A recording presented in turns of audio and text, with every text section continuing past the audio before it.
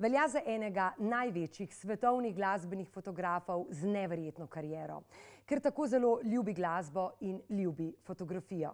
Glasbeni svet legend je videl zelo od blizu, pozna njihove uspehe, nore zgodbe in tudi skrivnosti. In če naključno pomislite, na katerega koli svetovnega glasbenika, glasbenico ali skupino v zadnjih 40 letih, je skoraj zagotovo, da jih je fotografiral prav on. Je Beograjčan po rodu, ki je več kot pol svojega življenja preživel v Londonu. Mnoge njegove fotografije so večkrat obšle v svet. Bile na naslovnicah znanih revij in časopisov in tudi nekatere fotografije idolov na posterjih, ki so nekoč krasile naše otroške sobe, so bile njegove. Na največji fotografski agenciji na svetu, Getty Images, pa lahko najdete več kot 100 000 fotografij, ki jih je posnel. Kot veliki fan roka je bil dolga leta uradni fotograf Rolling Stonesov, pa Davida Bowieja, Davida Gilmora in drugih legend. Zdaj pa živi predvsem od svojega bogatega arhiva in sijajnih fotografij. Vabim vas, da pogledate v zakulisje glasbenega sveta z Brianom Rašičem. Pogovor bo v angleškem jeziku in dobrodošli v Greenroom.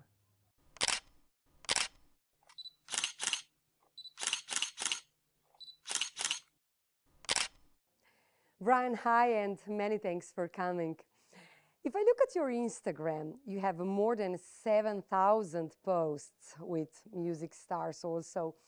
What does it feel like to have such a privilege to see everything up close? I mean, do you ever say to yourself that it wasn't just a dream?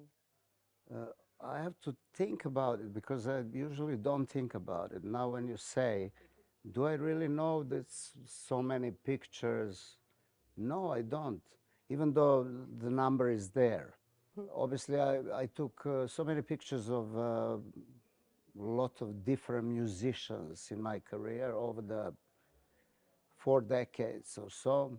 And I used that as an opportunity to present my work. You know, the other day it was Taylor Swift. Something was to do with Taylor Swift. I remember I was working with her at Hyde Park, and they've chosen a couple of my pictures to present her with a lot of beautiful women, famous models, and Serena Williams was there also. It was a great picture, you know, they came all together, and I took the picture. If I talk now a little bit about Taylor Swift, Times Person of the Year. Exactly, that was the reason now I remember. Yeah. A rare person who is both the writer and hero of her own story. How do you remember her? She's a great girl. And I have to say that I was there from the very beginnings of her in England. She came as a young country star, basically, because that's what she was originally. She was a country star that slowly turned into a pop music. And I have to say, with all respect, you know, I can't really like everything that I do. Therefore, Taylor Swift wouldn't be my choice of music that I listen to. And over the years, I kind of know what is good, and I can see and hear that something is good, regardless to my taste. And Taylor was really interesting for the pictures, for everything, you know, from the very beginning. As a matter of fact, I think first time I took pictures of her was Wembley Arena, which is, we are talking 10,000 people.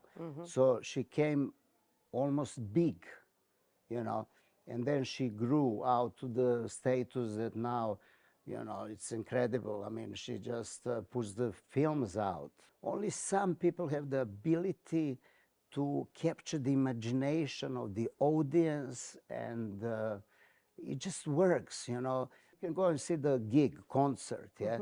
But every now and then, concerts become an event. Yes. And you see that something is really happening, you know. And Taylor is that kind of girl. She's absolutely remarkable. Like you said, she's a writer. She writes her own music. And she's fantastic. I only have, you know, Good memories. Good memories and respect, total respect. Your archive of photos is simply stunning and endless. From Sinatra, Pavarotti, Chuck Berry, Queen, Prince, Rolling Stones, David Bowie, Paul McCartney, U2, Cher, Madonna, Lady Gaga, Beyonce, Taylor Swift, and so on and so on. Do you know, maybe, how many concerts have you attended in your life, approximately? Approximately, I know, people ask me that, and you know that I was counting. I have not written, I collect the tickets of all the concerts. I think, to cut the story short, we're talking about 8,000 gigs in 40 odd years, you know. That's a lot of concerts, yes. a lot of concerts. Enormous. Yeah. It's obviously a long period of time, and you can't, I mean, your brain is not big enough to remember it all, but like Keith Richards would say, I do remember. Still, you know. As I already said, you work with a lot of music icons, but the best professional satisfaction gave you, of course, the Rolling Stones. I know you're a dedicated fan, and you covered their show since the early 80s. You became their official photographer in 2006 in their biggest ever gig in front of 2 million people on Copacabana Beach, Rio de Janeiro. How do you remember that concert? It was just like, you know, a dream in a way. I have to say, you know, you have to concentrate yourself on a band and just do your job, you know. What's behind you is difficult to even imagine, you know. Even though, I have to say, I was privileged for one song close to the end of a set. They took me to the stage. I was next to Charlie Watts. This is like Mission Impossible to be on the stage. Totally. I mean, you can only get there if you're a smoke or something, you know. Nobody can be on a Rolling Stone stage. I was there to capture Stones from the back with the crowd, enormous crowd. Unfortunately, the floodlights who were supposed to light the audience did not work. I did take the pictures, but maybe today with the technology it would have been better, but back then I was on film, so you shoot, the stage light is like much stronger than crowd light. Almost impossible to capture what I was supposed to do. But I mean, they knew it, you know, and it didn't work, but I have lovely pictures, I mean, of Charlie looking at me, smiling at me, you know. It's unforgettable. I have the front cover of the Rolling Stones album. It doesn't sound normal, but during the pandemic, they were putting some records out. Among them is the Copacabana show live, and my pictures on a cover. Wow. And I always knew that doing the Stones, you know, first of all, not everybody can do it. Of course. Because like every photographer in the world would like to be there, and only a few can get in there. And I'm talking about press, just world press. It doesn't matter who you are. And, you know, in the beginning, obviously, I was working for smaller magazines, and it wasn't that easy, but I managed somehow. That's thankfully to relationship with the PRs, usually managements, and so on. I have to say, it's all because of a great guy called Tony King, who was Mick Jagger's personal PR. And he's just, I mean, I knew Tony, but he just liked some of my pictures. He used them for a DVD at the time. Can you tell us more about the members of the Rolling Stones? I know that you are really fond of Keith Richards. I was always, I would always choose the Keith side, you know, and somehow I think... Why he impressed you so much? Because he is just what is rock and roll about. You know, he's a big survivor and incredible person. I mean,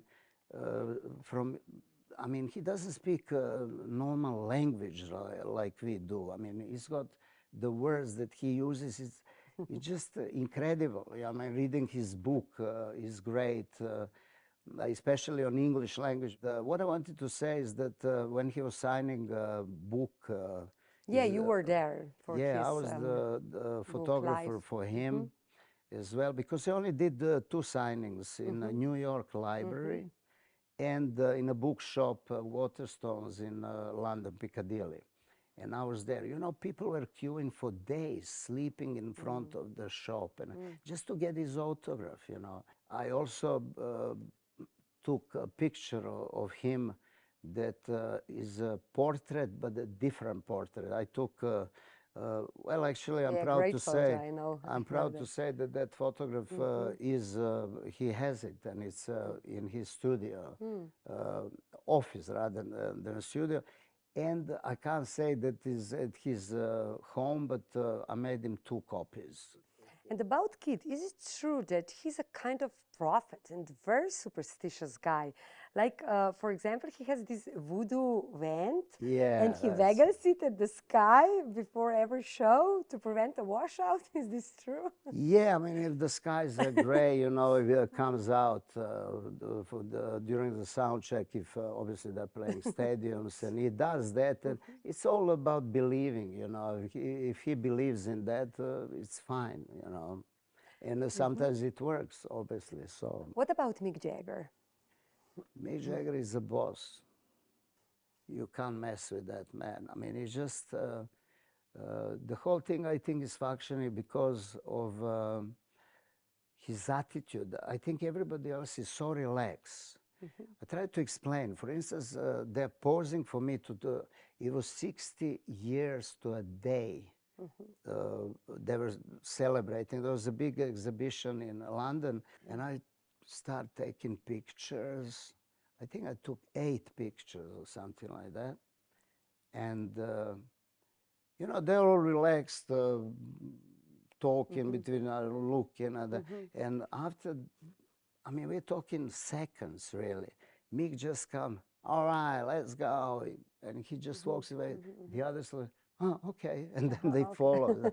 And that, for me, is what Mick is all about. He is kind of putting things right, putting things together the way they should be, making decisions, not in a way that he's the boss, but somebody has to be a leader in a way. I mean, Mick is the best leader there is, I think. You know, he's holding the whole thing together. He's not joking so much as Keith. No. No. Keith, when I done pictures of him for the book signing, obviously the following day I went to Dorchester where they were staying, and I'm sitting next to Jane Rose. Keith is behind us looking at the picture, and Jay said, oh, Brian, these pictures are so nice. You're taking pictures like Mario Testino. And I said, oh, thank you, but I'm certainly not getting paid as Mario Testino. And Keith behind me,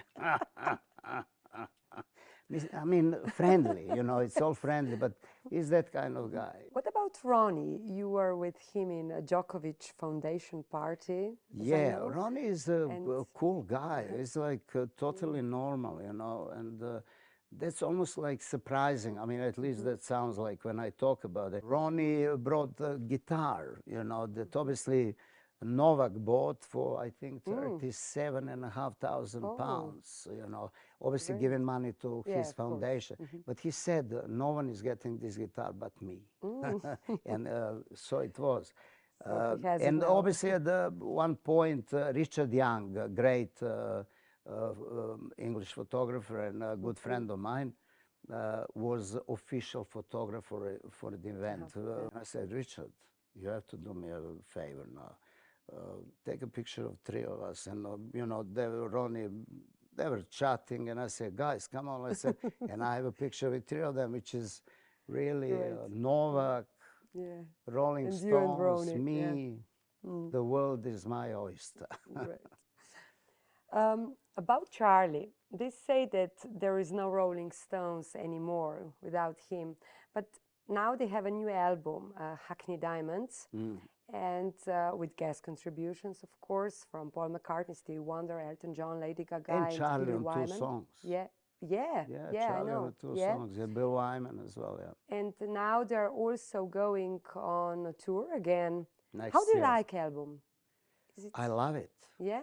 Yeah, I was kind of, you have to say, privileged, because I heard it before it was released. And I think Paul McCartney had to do a lot with it, because he suggested the producer that they used. And he worked with Gaga, he worked with the younger generation. And because of that decision, he brought so much of youth. He gave them like injection of new life, if you want, you know. Very good Rolling Stones record. I mean, regardless to them not having a new album for like 18 years, this album is probably the best album since Exile on Main Street, which goes back to 70s, really, you know. Just putting Gaga together with the Stones, that's quite incredible, because she's a great artist, you know. She's also the girl who writes her own songs and does the music and everything, you know. And when you see Mick singing with her, it's just like a teenager, you know. We're talking about 80 years old man, you know. You almost feel like, I want to be 80 and be like that, you know. And Gaga just kind of brings something that youth, obviously, you know, the artistic point as well, but altogether it's just something new, you know. And that's, I think that's the whole point. The other songs, okay, they have the last song on the album is like tribute to Muddy Waters, you know, the Rolling Stone, they took the name from it and so on. They're breaking the boundaries, as simple as that, you know. Nobody ever did anything like that. Brian, did you always had a professional relationships with people, with the artists you worked with? I mean, do you have telephone numbers of them, for example? No, that's, you know, I mean, how this business goes, you know? I mean, it goes always through PRs, agents, everyone has it. Has its own, you know? I can only, you know, different people, photographers, different stories. My story is, you know, sometimes I say, if I was to be born again, I would be much more successful than whatever success means in my life now. Because I never ask anything. I never ask anybody for anything. I was always the one they asked to do this and that, and I said, yeah, of course. But do you have to be liked by PR, you know? Do you have to gain their trust that they are calling you, you know? That's what I'm getting, you know. I had a close relationship with certain PRs, and we kind of even became friends, you know, and I do have their telephone numbers, you know. And, you know, they know that I wouldn't do some things, you know, and they know what I could do. And then they call you to do the job. And that's basically what I was doing, you know. You worked also for many years with David Bowie. Yeah. And you had also some really successful exhibitions, also in Lima, Peru. Yeah. But I know that you photographed him for the first time in 1983, yeah? And you were covering actually many of his shows. Oh, yeah, I mean, that's How do you remember him? What kind of man he was? You know? Because I think you really catched his aura in your pictures. David was a special person, you know. I have to say, when he died, every paper in England had a David on the front cover, including Financial Times. Never, ever anything like that happened, you know. I remember when John Lennon was killed, it was a big news, obviously, and people were using, but David, all of a sudden, you kind of realize that what kind of person in music, first of all, he was. And for me, I mean, I have more than one story comes to David. Well, you know, the best anecdotes with David I have from Copenhagen, when David was a bit under the whatever, and we were leaning on a bar. I was next to him. Because I was next to David, I had the most gorgeous girl coming next to me. Okay. That I had good fun with, you know, thanks to David. Because, you know, when you're close to David, you got to be somebody, you know. And that is the only time something like that happened, but it was good. What about this event with Meg Ryan and Russell Crowe? You know, you took picture of three of them. Well, he was playing a gig in the BBC theater, which is a small kind of venue, and it was only for David's fans, you know. Okay. Not that you could buy a ticket. There was an after-show party. A lot of people were there. Boy George, Lulu. Okay. But obviously the biggest star was Russell Crowe. He was Gladiator at that time. And there was only one picture of Meg Ryan and him, and people knew that they were kind of an item together. And there was no picture of them, you know. Russell is a great guy, you know. I remember he would come, no, actually he was passing by and sort of touched me with a bottle of beer and touched my camera. He would say, "Oh, sorry, mate," Australian. And he turned again, he said, "You must be the only photographer ever I said sorry to." Anita Pallenberg, first Keith Richards' wife, and one of the two women who slept with the three Rolling Stone, was there with Meg. They were friends. Okay. And Russell was teasing me, you know. Obviously, I was in position to take pictures, but no, I wasn't, because you can't do things just like that, you know. Yeah, of course. Everything is in control, you know. You can't misbehave. Okay. And it's like always in backstages and parties after the shows that you are not allowed to be there with your photo camera. Oh, definitely. Most artists don't like that, you know, but there are some parties when they want you to be there just to capture what's going on, because of a lot of famous stars came, you know, because they admired David. And Russell was in a town, you know, so he came, and I was taking pictures of big EMI executives and everything, you know, but I can't take picture of Russell with Meg, you know. And all of a sudden they come, "Hey, come on, David wants, you know, picture with two of them." And of course, you know, David is in the middle, and Meg on his left side, and Russell on his right side. And I took that picture, and that was it. I mean, that picture did enormous job for me, I have to say. They also, with a note that it's manipulation, digital manipulation, they sort of put Meg and Russell together with David, you know. So Meg was in the middle, so to say.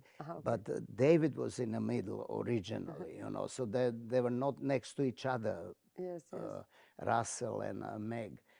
But he was selling like a hotcakes, you know. I tell you a story how I made loads of money on one picture. Okay. There was a girl who was asking me,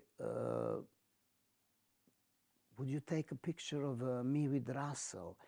I learned that she's a girl working at the BBC. I said, yeah, I don't mind. It's all right, Russell wanted to do the picture. I said, all right. And all of a sudden there's like 5, 6 girls and Russell standing, they're all around him. I mean, decent picture, don't take me wrong. It's a nice picture of people, everything. Then I made a couple of frames, you know. Usually I take film late to the letterbox, night box in my agency, and the job is done. But in the morning, I get Daily Mail. I get a phone call from one of the journalists. You know, you took a picture last night. Said, what are you talking about? You know what? My film is with Rex Features. At the time, I was with Rex. And you better call them and sort it out. That picture ended up on Sunday Mail, 3rd page, huge picture, with the story that that girl sold. The story goes like this. Russell asked me to come to his hotel. And I went, you know, in his car, and eventually I said no. That was the story. But there was a picture. Can't believe it. There was a picture of that girl there. So, you know, they put it on a page 3. I came to Rex, and late Mr. Alan Day, he called me into his office. And he was saying, Brian, thank you. You know, Mail took picture from us, and we know that they try to buy it from you directly, and you refused. So they bought it from us. And he was thanking me because that was loyalty. You know, people appreciate loyalty. The next thing is, Mr. Day is telling me, we sold that picture for £5,000, which means I was 50-50 with the agency, like everybody. That was the rate. But you got all. And he said, because of your loyalty, you're getting 100%. Great. Unforgettable. 5,000 just for one picture? One picture, yeah. Is it a secret to tell me how much did you get, for example, for the Rolling Stones for one tour? I mean, is it a good money? Not really, to be honest with you. Not really, but it's much, much better than what they would pay now. You know, because things sort of went down big time, you know. When it comes to the band like Rolling Stones, you don't really care about it. Yeah, of course. You do. Image. That's your work, you know, and you live out of that. But, you know, you feel like you're there and it's great, you know, and you get money for it. I mean, it was a decent amount of money, I have to say, but it wasn't anything like extraordinary. Or, you know, it was nowhere near £5,000, I can tell you that. Okay. You were official photographer also for Amy Winehouse last concert in Belgrade. That was really a tragedy, eh? Yeah, I mean... And I know that one of your photo got a reward of Guardian Best Picture of the Year. Best Picture of the Year. How do you remember this concert? I mean, was this the toughest job in your career? And not really, the saddest pictures you have No, I'll tell you what, I mean, when you do the job, I mean, I did... I mean, it was really sad. It was really sad, but not at the time when I was doing it. Sadness happened afterwards, you know. And when they choose your picture and the whole world saw that picture, and it's definitely one of the pictures which is going with that 27 number, you know, from Janis Joplin, Jim Morrison, Jimi Hendrix, Kurt Cobain, Amy Winehouse. So it's a tragic story, one of those tragic stories of rock and roll, and my picture is probably going into that set, you know. But when you do the pictures, yes, I've seen Amy. She was falling all over the place. She didn't sing. The But problem. do you think she was really drunk and Well, drugged? you know, I have. What did you see? What I saw, Amy. I don't know. It's really difficult. First of all, I have to tell you, I know her manager, Okay. and thankfully to him and Alan again, I was there. You know, and they told me that she didn't take anything. They were absolutely 100% positive that she was not on drugs, not alcohol, nothing. Because I remember when they came with the car, you know, I said hello, and they went, you couldn't see anything, you know, it was just totally separated from, nobody could get nothing on her, not even see her before she came on stage. So they tell me, she's all right, she's fine. And then she came on stage. It's hard to believe what we saw, I mean. I know, that's the problem. So why would these people lie to me? They didn't lie to me, you know. I don't know, maybe this sounds crazy, but at some point, I was thinking that maybe she was trying to do Amy. That Amy. In Belgrade, she almost was acting like she's a Amy, that Amy, not Amy that we know and want to listen to, you know. I mean, I apologize, and really, I'm not the one I can't be right or wrong, you know, but she was a normal girl, and yeah. So these photos went all around the world. Yeah. Yeah. They printed it full page, you know, and people were crying while looking at them. Yeah, it was a sad photo, yeah. What about your experiences with other female artists, you know? Which one impressed you the most? Female artists? Yes. I love Blondie, you know. I no, I mean, I met Blondie in the early 80s. I have pictures taken with her. And then, you know, over the years, probably I wouldn't do any pictures because I have it. And then, say, 3 decades afterwards, I have a picture with Blondie again. Obviously, we look totally different than in the 80s, like in, you know, 2000 and something. She's a great woman. Who are the nicest music stars you worked with, like normal and down to earth? You know, can see also British. The bigger the name, the nicest the artist. Honest to God, that's unbelievable. I would say Paul McCartney, just like that, you know, because Paul McCartney is still the biggest pop star walking this planet. There's nobody bigger than Paul McCartney, you know. When Frank Sinatra was alive, I wouldn't say that, but he is not around. So Paul is amazing. You know, I worked with Paul several times, and he's just a cool guy, cool character.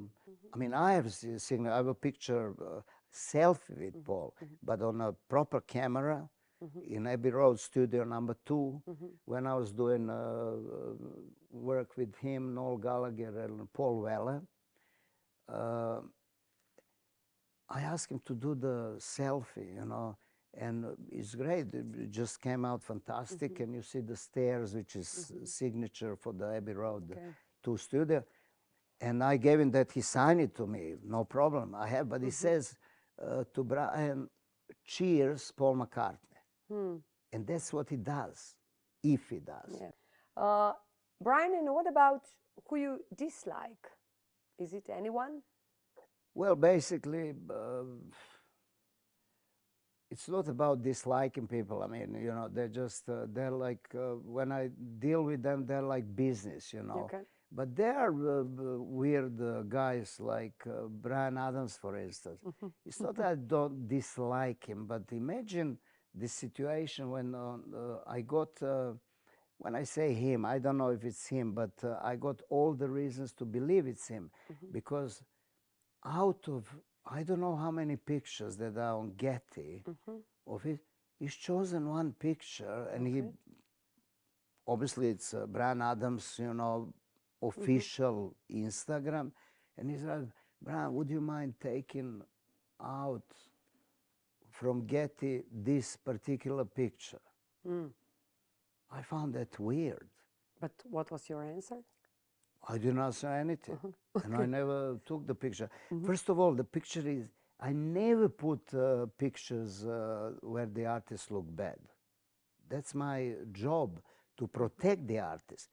Brian Adams, for whatever reason, didn't like him at that picture, but that's not my problem, because it didn't look bad.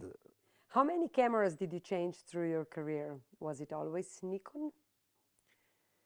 It was always Nikon as come to professional work, you know. I will not ask you how many girls you changed. That's what I thought you asked me, but never mind now. With the years, cameras became tool for my work. Therefore, you buy a camera, you use it, then a new model comes out. I was good with the fixation. The company who would always get the first new cameras, Nikon cameras, the first 10, 20 cameras in England or London, you know, I would get. And that is always important. You get technologically speaking, advanced cameras, and you can sell the previous one, because there's always queue behind you who would be happy to have the camera before, because they can afford the new one, you know. I don't know to play any instruments, you know, but God gave me this, you know. I always wanted to capture these people that I admire on stage, and I think that's a big privilege, you know, and I was blessed in a way that my life just went that way, and, you know, it's good. Brian, can you say which are the most iconic images you have taken? Certainly one of the better ones that are considered, because I even had 2 pages in Time supplement magazine about that picture, you know. That's Liam Gallagher of Oasis throwing a beer towards me, you know. And it looks good because people think that, you know, I got splattered with beer, which I wasn't really, because I ducked on time. But Liam was all right. It wasn't as bad as the picture shows. His bodyguard I knew. So I asked him, can I ask Liam for a picture? He said, it's up to you, you know, whatever you get, you get. And I asked him, Liam, and he just turned around. That was his reaction. He gave me the great picture, really, you know. So I like that. How the music industry changed and the work of photographers now? You know that we are all now photographers with our smartphones. Business in music is going from bad to worse, basically, you know. As a photographer, I have to say that what is coming to is they're sending you more and more to a front of the house mixing desk, where we're all getting the same picture with the long lenses, which is boring, you know. It's not creative. It's not, I mean, you know, in the 80s and later on, photographers are part of the business. We are doing business for each other, you know. I mean, I take picture of you, place, you know, agencies place it in the papers, people read about it. It was like give and take thing. Now the artists or managements, don't want to blame anybody in particular, they just don't want to give you anything, you know, because like, if you take my pictures, you're making money. No, I don't want you to make money, you know. Therefore, I'm going to have that one photographer who I'm going to pay, and then we're going to give pictures for free to papers, things like that. And it's kind of not really as interesting as, at least to me, as it used to be. And really in London, people are struggling, you know. They're changing, they're doing, with cameras, they're recording things, arrivals, for instance, when you could take pictures. They're recording now, and Getty selling little movies, you know. The business photography changed a lot, you know, and not to a better, unfortunately, not to a better. I know a lot of photographers, honestly, they're struggling. They're working 9 to 5, taking pictures, and maybe making a little bit more money on the side, you know. I never did anything past 45 years but taking pictures, you know. I mean, that was my life, and I lived on it. Everybody's photographer, so if everybody can do a good picture, and, you know, they don't pay you money for it. And also, we call it dog eat dog. If I don't want to sell my picture for peanuts money, there's somebody behind me who will. Do you have anything else on your bucket list? I mean, is anybody else you want to take picture, or you did it all? I mean, it's as silly as it sounds, that I don't think I can do much of anything that I would think, wow. You know, I've done my wows, really. Are you thinking of having a book, maybe with all your pictures and memories? You know, your work was your life, as you said. All is not possible, but yeah, I still have a wish, a dream, or whatever, because I know it would be a good book, you know, because I have a lot of things to show. I mean, I could put a book on Rolling Stones, on maybe not on David Bowie, but Stones for sure. Now you returned back to hometown Belgrade from London, where you lived 40 years. And you are also a grandfather of beautiful girl Kenzie. So she's now your biggest star? First of all, I never consider myself going back. I only go to the front, like a shark. I basically left Yugoslavia, you know. Now I spend a lot of time in Serbia, you know. At the same time, my 2 daughters and granddaughter are living in London. Kenzie is something difficult to describe, you know. She's, I don't know, she's my little princess. And, I want to tell you about the book. Of course, I must have a book. You know why? Because my girls, my daughters and Kenzie, when they ask them, what did your father do? Or your great dad, how she calls me, great dad. I wanted to say this. And show the, you know, that book. I hope it will happen. I own it to them, you know. I own it to them. And, you know, some people around the world, you know, I have to say, you know, it's amazing. I have a lot of, I wouldn't call them fans, but people who respect my work, whether they're Rolling Stones or whatever else, you know. I met people who know so much about me that it's amazing, whether it's South America or North America or Germany. You know, people just know my pictures, and I find that amazing, you know. They know that, oh, your pictures are, you know, on the Rolling Stones, illegal albums, picture this, calendars. I don't know how many books I'm going to print, but maybe there's a few who would like to see that. And but most of all, my girls, I owe it to them. And that is a driving force inside of me, you know, that I owe it to my girls. Brian, I could talk with you hours and hours. You are like jukebox. many, many stories. And I would like to thank you so much for sharing your stories and picture with us, especially pictures. I wish you all the best. And I wish to see one exhibition of yours also in Slovenia, Ljubljana. I know you will stay here a couple of days and that you have a really great friends here. Also, our famous photographer, Miro Majcen, he was also one of an official photographer of Rolling Stones. Yeah. And you know what? I have a little surprise for you. Yeah. Miro Majcen is here. Hey, man. Wow. Miro, my friend. Long time no see, Mari. Miro, hvala lepa, ker si prišel. Hvala. I'll see you later. Yeah, Urška, this is really so kind of you. And I also feel like saying thank you for asking me to do this interview.